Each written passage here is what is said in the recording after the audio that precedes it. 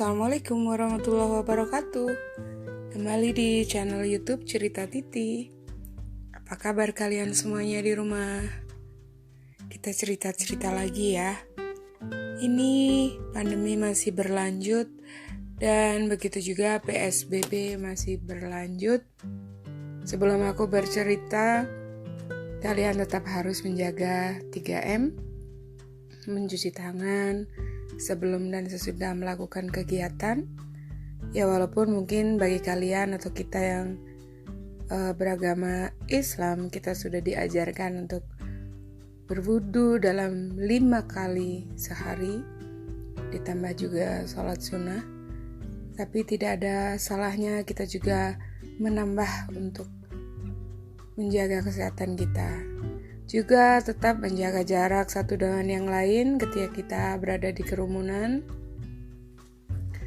Dan juga yang paling penting adalah M yang ketiga, setelah mencuci tangan, menjaga jarak, kita setiap kali keluar rumah harus memakai masker.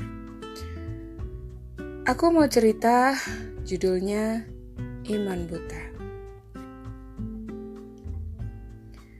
Ketika kita bertambah tua, penglihatan kita menjadi kabur. Pendengaran mulai berkurang, rambut rontok, gigi palsu mulai menancap, kaki-kaki melemah, dan tangan sering gemetaran. Namun, ada satu bagian dari anatomi kita yang bahkan makin kuat dari tahun ke tahun. Mungkin kalian juga tahu, adalah mulut kita yang mungkin bawel. Bisa seperti itu. Mungkin kalian juga gak bawel sebawel aku, tapi setidaknya memang ini yang akan menjadi topik kita. Itulah sebabnya mengapa orang-orang di sekeliling kita yang paling suka bertele-tele ini mungkin memenuhi syarat sebagai politikus hanya pada saat senja mereka.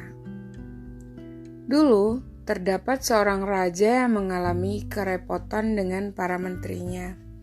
Mereka terlalu banyak berbantah sehingga nyaris tak satu pun keputusan dapat diambil.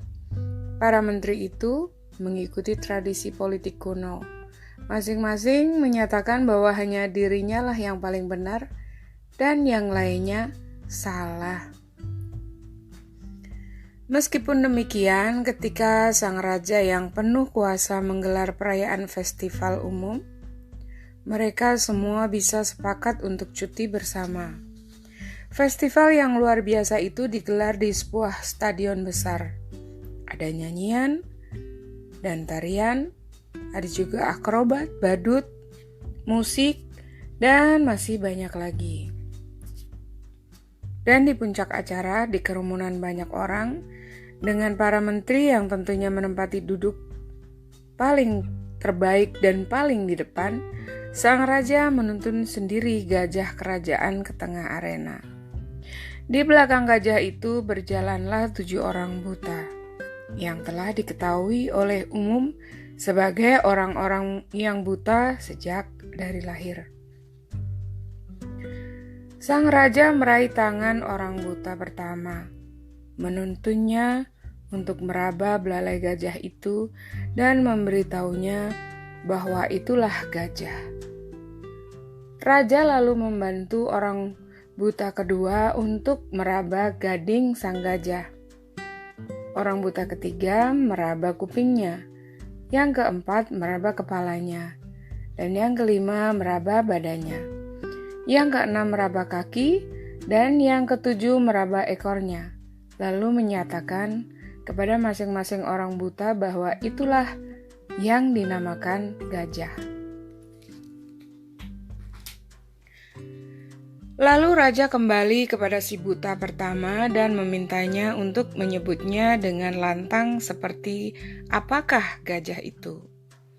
Menurut pertimbangan dan pendapat saya yang ahli ini, kata si buta pertama, yang meraba belalai gajah, saya nyatakan dengan keyakinan penuh bahwa seekor gajah adalah sejenis ular, marga Python asiaticus. Sungguh omong kosong, seru si buta kedua yang meraba gajah di bagian gading. Seekor gajah, dalam tanda kutip, terlalu besar, terlalu keras untuk dianggap sebagai seekor ular. Fakta sebenarnya, dan saya tak pernah salah, gajah itu seperti bajak petani. Ini kata si buta yang kedua. Jangan melucu, cemooh si buta yang ketiga. Yang meraba kuping gajah, seekor gajah adalah seperti daun kipas yang besar. Begitu ucapnya. Kalian idiot tak berguna, tawa si buta yang keempat yang meraba kepala gajah. Seekor gajah, masih dalam tanda kutip, sudah pasti adalah seekor gentong air yang besar. Mustahil, benar-benar mustahil, cibir si buta kelima yang meraba badan gajah. Seekor gajah adalah sebuah batu karang yang besar. Parah, teriak si buta keenam. Si buta keenam yang tadi meraba kaki gajah. Seekor gajah adalah sebatang pohon. Dasar orang-orang picik, seringai si buta terakhir yang meraba ekor gajah. Aku akan memberitahu kalian apa sebenarnya gajah.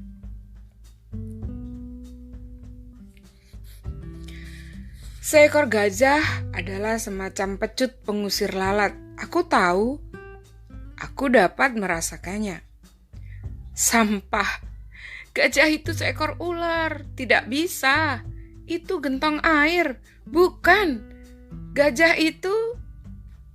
Mereka saling beradu mulut, dan para buta itu pun mulai berbantah dengan sengitnya. Semuanya berbicara berbarengan, menyebabkan kata-kata melebur menjadi teriakan-teriakan yang lantang dan panjang.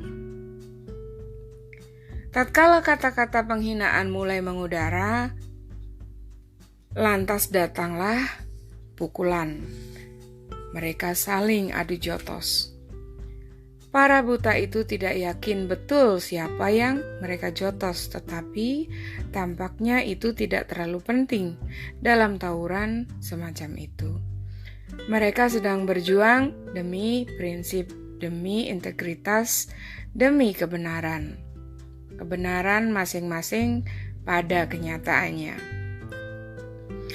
Saat para prajurit raja melerai tawuran membuta di antara orang-orang buta itu, kerumunan hadirin di stadion terpaku diam, dan wajah para menteri tampak malu.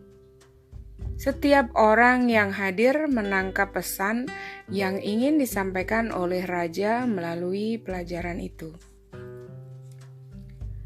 Masing-masing dari kita hanya mengetahui sebagian saja dari kebenaran.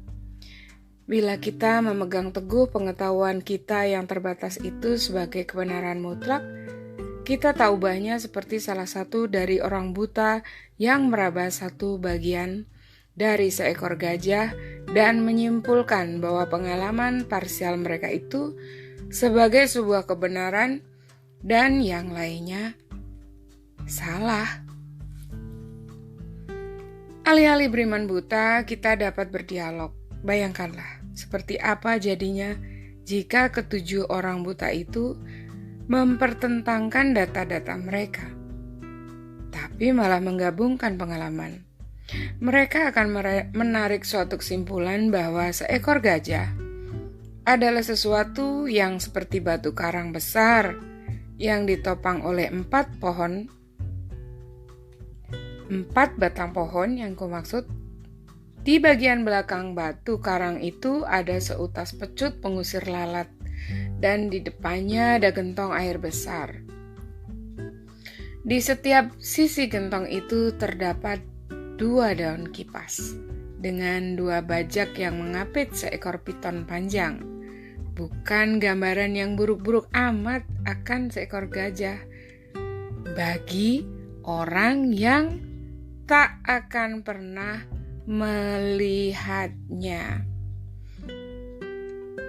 Semoga ceritaku menginspirasi kalian sahabatku, sahabat cerita Titi. Sedikit gambaran yang ku sampaikan. Terima kasih sudah mendengarkan cerita Titi. Dan aku menunggu kritik juga saran dari kalian semua. Tetap semangat. Assalamualaikum warahmatullahi wabarakatuh.